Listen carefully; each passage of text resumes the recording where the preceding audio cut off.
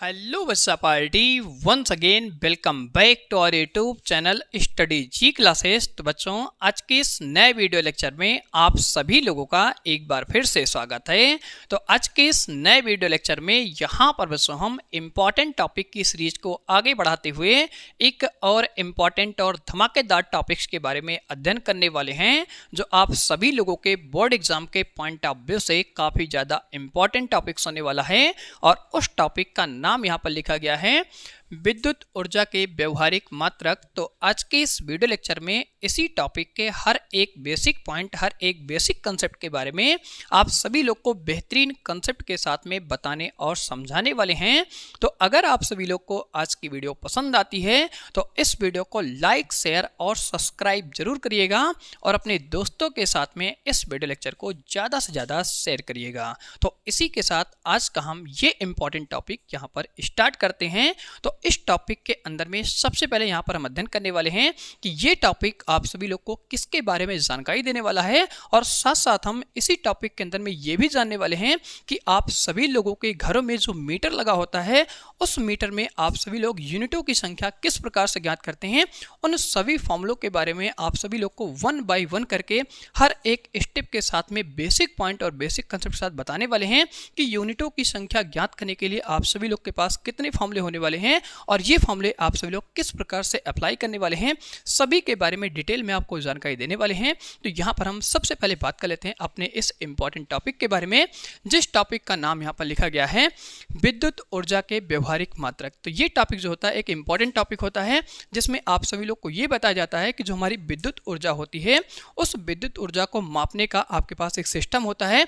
उसी सिस्टम को हम यहाँ पर क्या कहते हैं, BTU कहते हैं, जहाँ पर शॉर्टकट में ये लिखा गया है BTU। इसका फुल फॉर्म होता है बोर्ड ऑफ ट्रेड यूनिट, जिसको हम दूसरी भाषा में यहाँ पर क्या कहते हैं, किलोवाट घंटा कहते हैं। तो ये हमारा क्या होता है, एक सिस्टम होता है जिसमें हम क्या करते हैं, विद्युत ऊर्जा को मापते हैं। अब इसी के अंदर हम क्या करते हैं, एक फॉर्मूला अध्ययन करते हैं, जिस फॉर्मूले को यहाँ पर हम कहते हैं यूनिटों की संख्या ज्ञात करने का सूत्र होता है। तो यहाँ पर हम सबसे पहले एक बार इसके बारे में अध्ययन करेंगे। तो इसमें आप सभी लोग को बताया गया है कि जो हमारा जूल होता है, जिसे हम विद्युत ऊर्जा का एक मात्रक कहते हैं, उसी के बारे में आपको जानकारी दी जा रही है। जूल विद्युत ऊर्जा का क्या होता है, सबसे छोटा मात्रक है। इसीलिए घरेलू व औद्योगिक कार्यों के लिए प्रयुक्त विद्युत ऊर्जा के मापन हेतु किलोवाट घंटा या बोर्ड ऑफ ट्रेड यूनिट, जिसे हम शॉर्टकट में BTU कहते हैं, का प्रयोग करते हैं। और इसे सरल और आसान भाषा में हम क्या कहते हैं, यूनिट कहते हैं। तो यहाँ पर आप सभी लोग को वही बातें बताई गई कि ये जो हमारा यहाँ पर टॉपिक चल रहा है, इस टॉपिक के अंदर में हम अध्ययन करते हैं कि आप सभी लोगों के घरों में जो यहाँ पर बिजली आती है, उस बिजली में जो ऊर्जा आपकी व्यय होती है, उस व्यय ऊर्जा का मात्रक, या हम अगर यहाँ पर ज्ञात करना चाहते हैं कि आपके घरों में जो बिजली आ रही है उसका खर्चा कितना आ रहा है, तो सबसे पहले आप क्या करते हैं, यूनिट की संख्या ज्ञात करते हैं कि जो आपके घर में मीटर लगा है उस मीटर में यूनिटों की संख्या कितनी है। उसके बाद आप सभी लोग को ये जानकारी होती है कि एक यूनिट का दाम कितना होता है। तो जितना यूनिट आपका निकल के आता है उसी से आप क्या करते हैं, मल्टीप्लाई कर लेते हैं, तो आप सभी लोग को टोटल अमाउंट मिल जाता है। तो इस टॉपिक के अंदर में अब हम यहाँ पर सबसे पहले अध्ययन करने वाले हैं कि यहाँ पर हम यूनिटों की संख्या किस प्रकार से ज्ञात करने वाले हैं। तो इसको समझने के लिए आप सभी लोग बड़े ही सरल और आसान शब्दों में आप ये समझ सकते हैं कि इसका फॉर्मूला हम किस प्रकार से कैलकुलेट करने वाले हैं। तो सबसे पहले यहाँ पर हम इस फॉर्मूले के बेसिक पॉइंट के बारे में आपको समझाने वाले हैं। तो यहाँ पर आप सभी लोग अच्छी तरह से जानते हैं कि जो हमारा एक मीटर होता है, एक मीटर के अंदर में कितने सेंटीमीटर होते हैं, ये सभी बातें आपको अच्छे से जानकारी होती है कि जो हमारा यहाँ पर एक मीटर होता है, इस एक मीटर के अंदर में 100 सेंटीमीटर होता है। ये सभी बच्चों को यहाँ पर जानकारी होती है कि भैया जो हमारा एक मीटर होता है, इस एक मीटर के अंदर में 100 सेंटीमीटर होता है। ठीक है, इसी प्रकार से यहाँ पर हम बात करने वाले हैं कि अगर हम 1 किलोमीटर के अंदर में बात करेंगे कितने यहाँ पर मीटर्स होते हैं। तो यहाँ पर आप सभी लोग अच्छी तरह से जानते हैं कि 1 किलोमीटर के अंदर में यहाँ पर आपके क्या होते हैं, 100 मीटर होते हैं, जिनको हम यहाँ पर कुछ इस तरीके से लिखते हैं।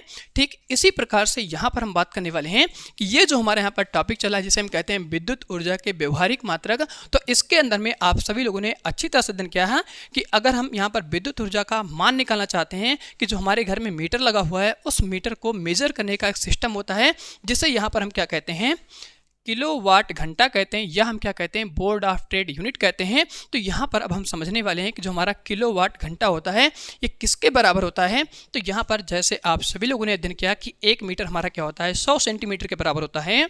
1 किलोमीटर हमारा क्या होता है 100 मीटर के बराबर होता है। ठीक इसी प्रकार से यहाँ पर आप सभी लोग अच्छी तरह से जानते हैं कि जो हमारा 1 यूनिट होता है, यहाँ पर हम लिखने वाले हैं कि जो हमारा 1 यूनिट होता है ये बराबर होता है 1 किलो वाट इंटू क्या होता है हावर के बराबर होता है। तो ये बातें आप सभी लोग को अपने जहन में अच्छी तरीके से छाप लेना है कि जो हमारा 1 यूनिट होता है ये बराबर होता है 1 किलोवाट इंटू क्या होता है हावर के बराबर होता है।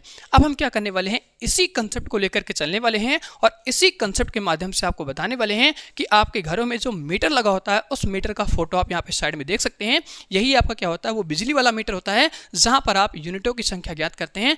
अब हम यहाँ पर समझने वाले हैं कि इस फॉर्मूले की मदद से यहाँ पर हम किस प्रकार से यूनिटों की संख्या ज्ञात करने वाले हैं। तो यहाँ पर अब हम लिखने वाले हैं यूनिटों की संख्या,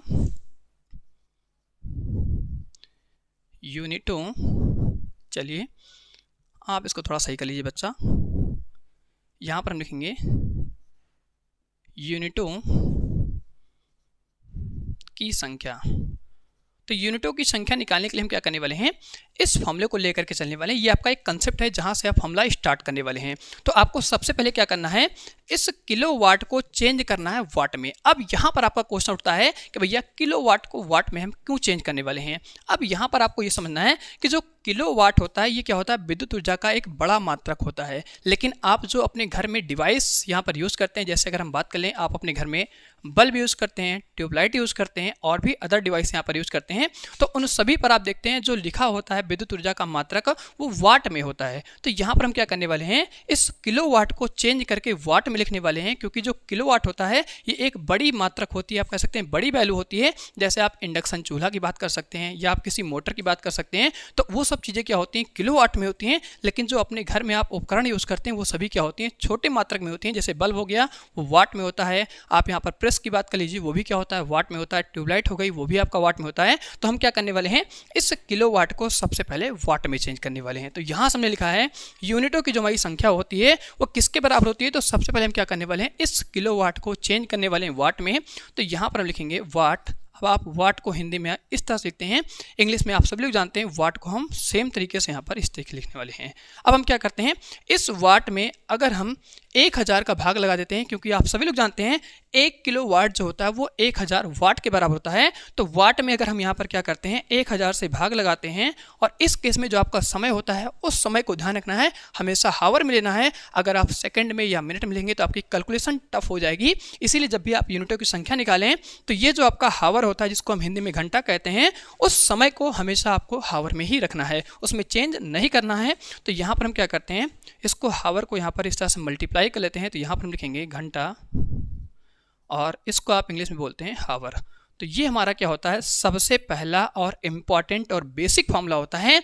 इसी फॉर्मूले की मदद से आप सभी लोग क्या करते हैं, आपके घरों में जो बिजली का मीटर लगा होता है उस मीटर में यूनिटों की संख्या ज्ञात कर लेते हैं। इस फॉर्मूले को यहाँ पर हम स्टार मार्क करने वाले हैं, क्योंकि ये सबसे बेहतरीन फॉर्मूला होने वाला है। इसी फॉर्मूले की मदद से यहाँ पर हम आप सभी लोग को 2 नए फॉर्मूले के बारे में जानकारी देने वाले हैं। वो दोनों फॉर्मूले किस प्रकार से आने वाले हैं सभी के बारे में स्टेप टू स्टेप आपको बताने वाले हैं।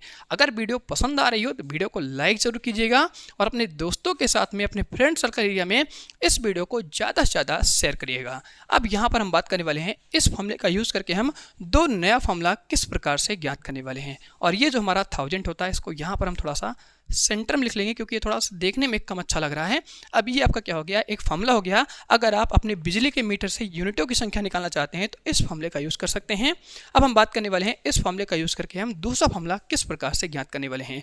अब आप सभी लोग का कभी कभी क्वेश्चन ये उठता है कि अगर हम यूनिटों की संख्या दिन में निकालना चाहते हैं तो किस प्रकार से निकालना चाहते हैं, क्योंकि आप सभी लोग जानते हैं आपके घरों में जो मीटर लगा होता है वो कई सारे दिन से लगा होता है। लेकिन आप जानते हैं कि कभी उसका जो बिल होता है वो 25 दिन पर आता है, कभी आप जानते हैं कि 2 महीने पर आता है। तो आप सभी लोग को ये पता होता है कितने कितने दिन पर हम क्या कर रहे हैं, इस मीटर का बिल पे कर रहे हैं। तो यहाँ पर अगर हम यूनिटों की संख्या दिन में निकालना चाहते हैं तो कैसे निकालेंगे, तो उसमें कुछ नहीं करना, ये जो फार्मूला है इसी फार्मूले हम क्या करेंगे दिन से गुणा कर देंगे। तो उस केस में आप सभी लोग को यूनिटों की संख्या मिल जाएगी। तो हम इसी फार्मूले का यूज़ करके निकालने वाले हैं यूनिटों की संख्या दिन में।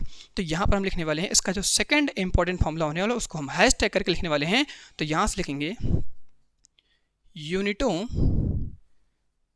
की जो संख्या होती है वो यहाँ पर बराबर हो जाएगी वाट इंटू यहाँ पर आपका समय हो जाएगा, जिसको हम घंटा में मेजर करते हैं। अरे भैया तुम भी सही से लिख लो, घंटा इंटू हम क्या करने वाले हैं, इसी में दिन से गुणा कर देंगे और डिवाइड में यहाँ पर आपका चल रहा है 1000।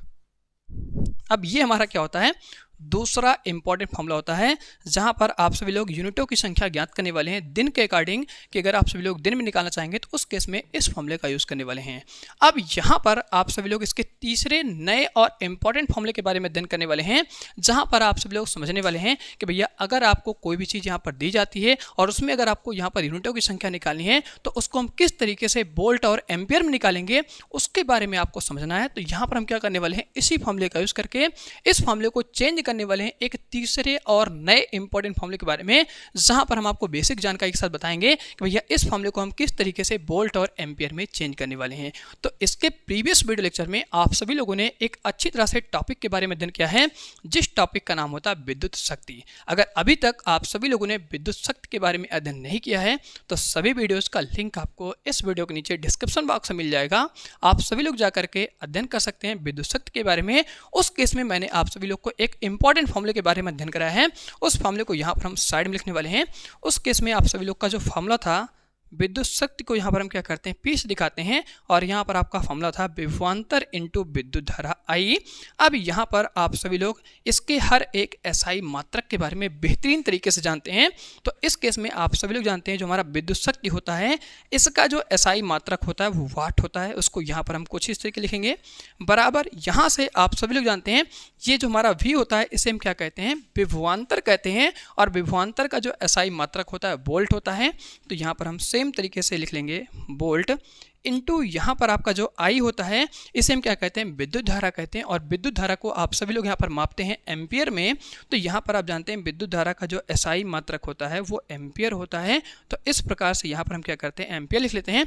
अब आप सभी लोग को यहाँ पर एक फॉर्मूला मिल गया है जो एसआई मात्रक के रूप में मिलता है कि जो हमारा वाट होता है वो बराबर होता है वोल्ट इंटू एम्पियर के। तो यहाँ पर हम क्या करने वाले हैं, इस वाट की वैल्यू को उठा करके अपने इस इंपॉर्टेंट फॉर्मूले में रखने वाले हैं। तो यहाँ पर जो आप सभी लोग का वाट चल रहा है, इस वाट की जगह हम क्या करेंगे, ये वाली वैल्यू जैसे पुट करेंगे तैसे ही आप सभी लोग को ये जो फॉर्मूला होगा एक नए फॉर्म में कन्वर्ट हो जाएगा, जहां पर आप सभी लोग को मिलने वाला है वोल्ट इंटू एम्पियर इंटू यहाँ पर जो आपका समय होगा वो हावर में रहेगा, जिसको हम घंटा कहते हैं। तो इस प्रकार से आप सभी लोग इस फॉर्मूले के 3 इंपॉर्टेंट फॉर्मूले के बारे में अध्ययन करते हैं। तो तीनों में से आप सभी लोग कोई भी फॉर्मूला यहाँ पर यूज कर सकते हैं। अब आपको ये समझना है कि क्वेश्चन आपको किस फॉर्म में दिया गया है। तो यहाँ पर हम क्या करते हैं, सबसे पहले इसका यूज करके यहाँ पर हम नया फॉर्मूला कन्वर्ट करने वाले हैं।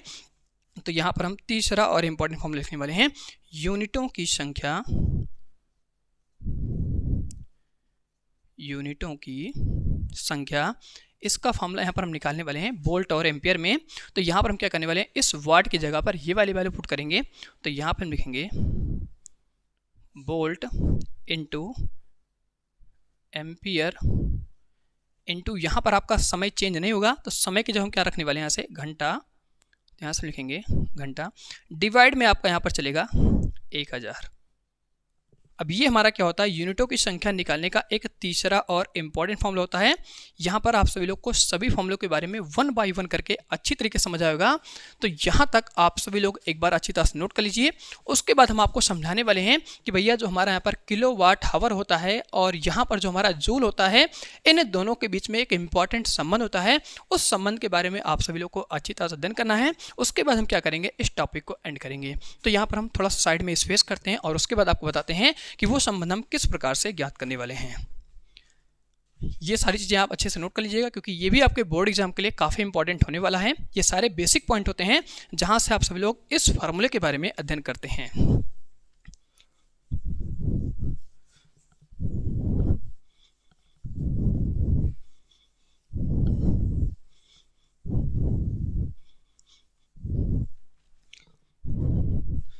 तो चलिए अब हम यहाँ पर बात करने वाले हैं कि भैया किस प्रकार से हम किलोवाट हावर का संबंध जूल के साथ में निकालने वाले हैं। तो उसके लिए हम क्या करने वाले, यहाँ पर जो हमारा टॉपिक लिखा गया है, इस टॉपिक का नाम होता है किलोवाट घंटा। तो यहाँ पर आप सभी लोग अच्छी तरह जानते हैं कि जो हमारा 1 किलोवाट इंटू क्या होता है, घंटा होता है, वो किसके बराबर होता है। तो यहाँ से हम लिखने वाले हैं 1 किलोवाट इंटू यहाँ पर आपका चल रहा है घंटा। अब आप सभी लोग जानते हैं कि 1 किलोवाट में आपके कितने वाट होते हैं, तो यहाँ पर आप सिंपल तरीके से लिख सकते हैं 1 किलोवाट में आप सभी लोग के 1000 वाट होते हैं, जिनको यहाँ पर हम कुछ इस तरह से लिखने वाले हैं। और जो हमारा यहाँ पर घंटा होता है, अगर हम घंटा को 1 घंटा मान लेते हैं, क्योंकि यहाँ पर आपका 1 चल रहा है, तो 1 का मतलब हो गया 1 किलोवाट और 1 का मतलब हो गया 1 घंटा। तो 1 घंटे को अगर आप सभी लोग सेकंड में चेंज करना चाहते हैं, तो यहाँ पर आप सभी लोग बेहतरीन तरीके से जानते हैं कि जो हमारा 1 घंटा होता है उसमें 3600 सेकंड होते हैं, जिनको यहाँ पर हम कुछ इस तरीके लिखने वाले हैं। अब हम क्या करने वाले हैं, इसको थोड़ा सा यहाँ पर हम सिंप्लीफाई करेंगे। तो आप सभी लोग इसको यहाँ पर इस तरह लिख सकते हैं 36 इंटू यहाँ पर क्या करेंगे, हम इस 3 जीरो को लिखेंगे, उसके बाद ये 2 जीरो यहाँ पे लिख देंगे। तो इस प्रकार से हम क्या करते हैं, इन दोनों को आपस में गुणा कर लेते हैं। अब अगर हम इसको घात के रूप में लिखना चाहेंगे तो इसको आप यहाँ पर इस तरह लिख सकते हैं 36 इंटू यहाँ पर क्या हो जाएगा 10 की पावर 5, क्योंकि यहाँ पर 5 जीरो है तो इसको आप लिख सकते हैं 10 की पावर 5। अब यहाँ पर हम क्या करने वाले हैं, इसको थोड़ा सा और अगर हम यहाँ पर सिंपल तरीके लिखना चाहेंगे तो यहाँ पर हम क्या करते हैं, इसको डेसिमल के फॉर्म में चेंज करेंगे। तो इस नंबर के अगर हम डेसिमल लगाएंगे तो यहाँ पर एक पावर बढ़ जाती है, तो यहाँ पर लिखेंगे 3.6 इंटू यहाँ पर हो जाएगा 10 की पावर 6।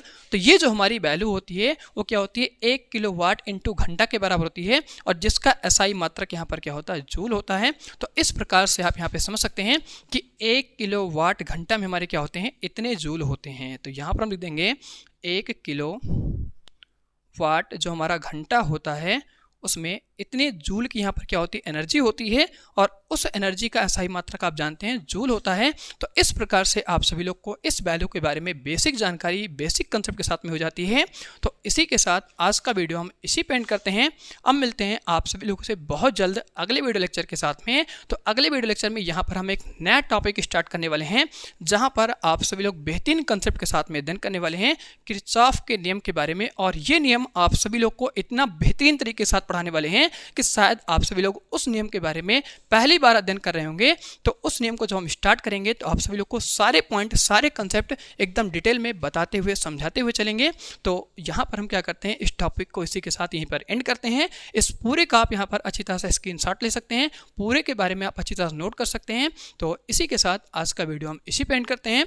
अब मिलते हैं आप सभी लोगों से बहुत जल्द नए टॉपिक के साथ में।